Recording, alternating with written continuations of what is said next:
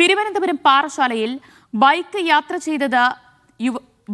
യാത്ര ചെയ്ത യുവതിയുടെ 7 പവന്റെ മാല കവർന്നു. മറ്റൊരു ബൈക്കിലെത്തിയ സംഘമാണ് മാല കവർന്നത്.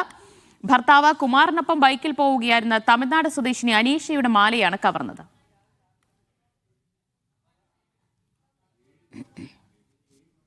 കളിയക്കാവളയിൽ നിന്ന് ബൈപ്പാസ് ചെയ്ത് വന്ന് അവിടെ 6 മണിക്ക് എൻ്റെ മുകളിൽ ടേബിളറ്റ് കൊടുക്കാനുണ്ട്.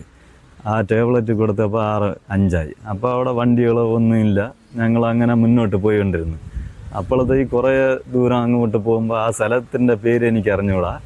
അവിടെ പോയപ്പോൾ അമ്മ അച്ഛൻ ഒന്ന് എൻ്റെ മോളും ഭാര്യയും അലറൽ സൗണ്ട് കേട്ട് തിരിഞ്ഞു നോക്കിയപ്പോൾ ഒരുത്തൻ ബൈക്ക് മാലയും പൊട്ടിച്ച് എടുത്തുകൊണ്ട് പോകുന്നു.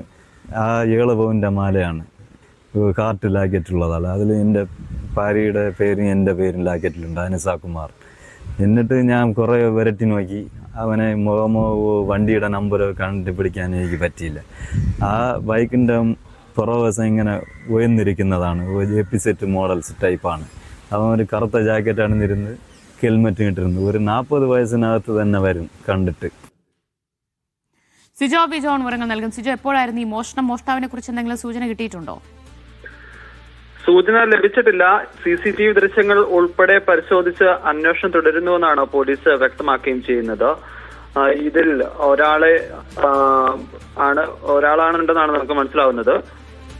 രാവിലെ ഈ തമിഴ്നാട് കരിങ്കൽ സ്വദേശിയായിട്ടുള്ള കുമാറും അതോടൊപ്പം തന്നെ അനീഷയും കൂടി തിരുവനന്തപുരത്തേക്ക് ഒരു ഹോസ്പിറ്റൽ ആവശ്യത്തിന് വേണ്ടി വരികയായിരുന്നു, ചികിത്സയ്ക്കായി വരികയായിരുന്നു. അപ്പോഴാണ് പാറശാലയിൽ വെച്ച് ബൈപ്പാസിൽ വെച്ച് ഇത്തരത്തിലൊരു സംഭവം ഉണ്ടാവുന്നത്.